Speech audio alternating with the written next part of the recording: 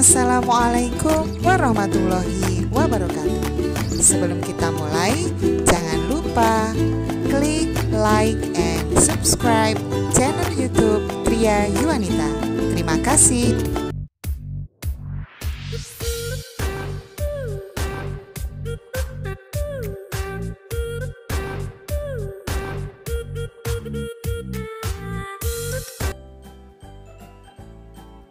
Assalamualaikum warahmatullahi wabarakatuh.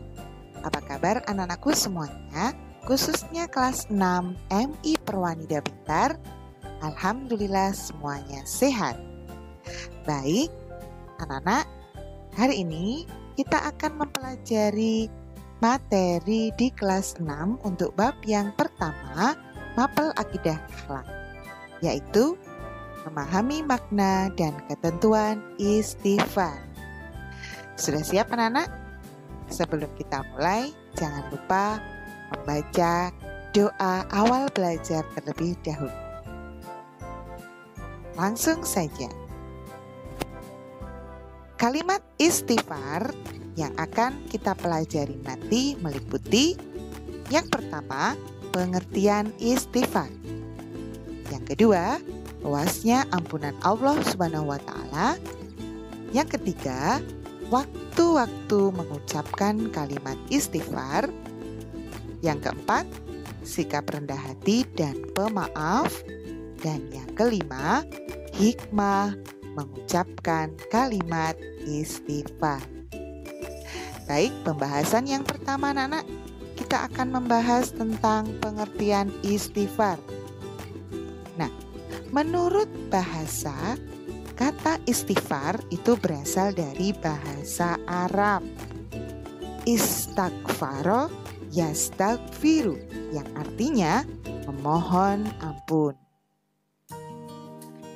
Kata istighfar secara istilah adalah kalimat yang diucapkan untuk meminta maaf atau memohon ampun kepada Allah Subhanahu wa Ta'ala atas kesalahan dan dosa. Adapun lafal istighfar adalah Astaghfirullahaladzim, yang artinya aku memohon ampun kepada Allah yang Maha Agung. Nah, berikutnya adalah pembahasan tentang luasnya ampunan Allah Subhanahu wa Ta'ala. Langsung saja.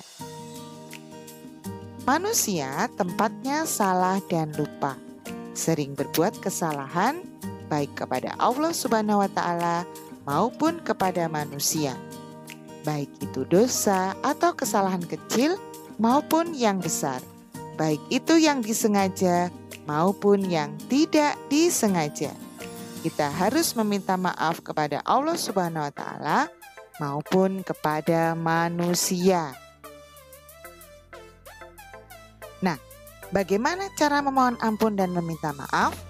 Yang pertama, jika kesalahannya kepada Allah Subhanahu wa Ta'ala, hendaknya memperbanyak membaca istighfar, berjanji tidak akan mengulanginya, dan segera berbuat kebaikan. Yang kedua, jika kesalahannya kepada manusia, hendaknya membaca istighfar, bertemu dan meminta maaf secara langsung kepada orang yang bersangkutan, dan mengembalikan hak-haknya. Berikutnya, Allah sangat mencintai hambanya yang bertobat dan bersuci sebagaimana firman Allah Subhanahu wa Ta'ala.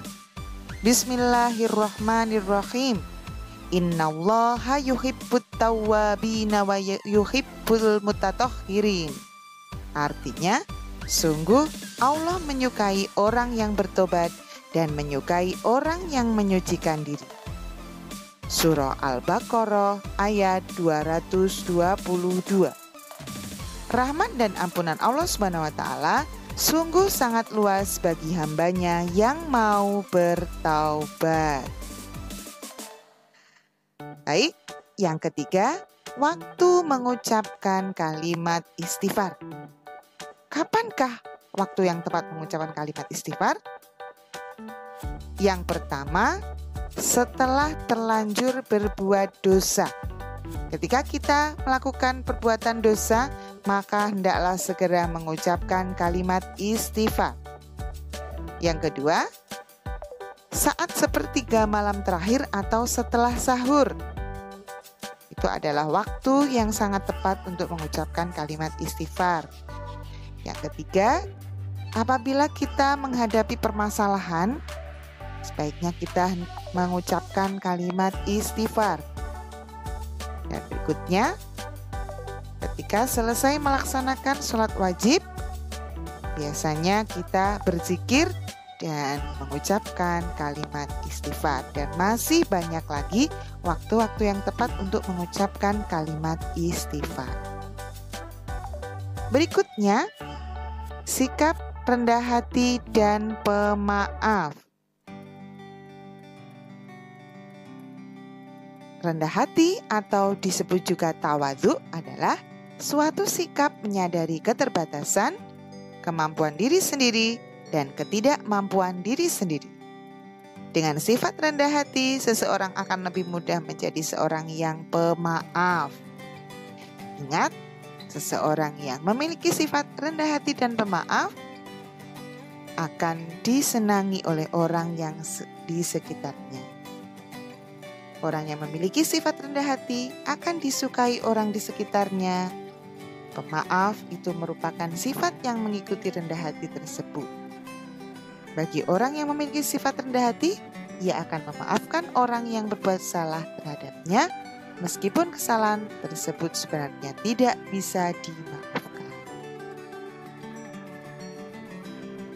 Nah, apa saja ciri-ciri orang yang memiliki sikap dan sifat rendah hati serta pemaaf? Yang pertama, tidak suka atau tidak berambisi menjadi orang yang terkenal. Yang kedua, menjunjung tinggi kebenaran dan bersedia menerimanya. Dia akan sportif dan juga jujur. Yang ketiga, tidak segan dan malu bergaul dengan fakir miskin, bahkan senang membantu mereka. Yang keempat, ringan tangan dalam membantu orang-orang yang memerlukan bantuan.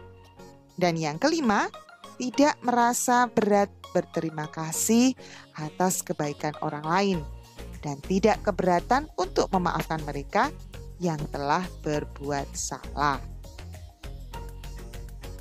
Nah, anak-anak, bahasan yang terakhir kita adalah hikmah melafalkan kalimat istighfar. Nah, apa saja hikmah yang kita peroleh dari melafalkan kalimat istighfar? Yang pertama, hati akan menjadi tenang. Yang kedua, diampuni salah dan dosanya oleh Allah Subhanahu wa taala. Yang ketiga, kita akan diberikan kelapangan rezeki. Yang keempat, selalu memiliki sikap rendah hati dan tidak sombong. 5. Menjadi hamba yang dicintai oleh Allah Subhanahu wa taala. Yang keenam, mendapat balasan berupa surga. Dan yang ketujuh, akan memberikan kebahagiaan bagi yang sedang bersedih. Dan masih banyak. Rasulullah SAW beristighfar sebanyak 70 kali. Dan beberapa riwayat lain menyebutkan Rasulullah juga beristighfar sebanyak 100 kali dalam sehari. Kita sebagai umatnya paling tidak mencontoh Nabi kita Muhammad Sallallahu Alaihi Wasallam. Baik anak-anak, itulah pembahasan kita pada hari ini.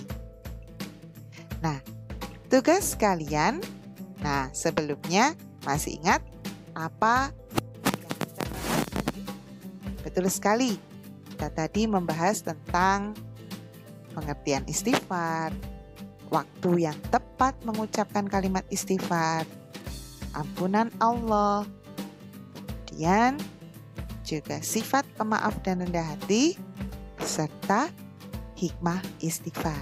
Nah, semoga nanti kalian bisa mempelajari dengan mudah anak-anak. Untuk itu, tugas hari ini adalah mengerjakan tugas yang ada pada KI 4 di e-learning. Selamat mengerjakan anak-anak. Semoga kalian diberikan kemudahan oleh Allah dalam mengerjakan tugas mapel akidah akhlak pada hari ini. Baik, Ustadzah akhiri. Ustadzah minta maaf apabila ada kesalahan. Terima kasih. Wassalamualaikum warahmatullahi wabarakatuh.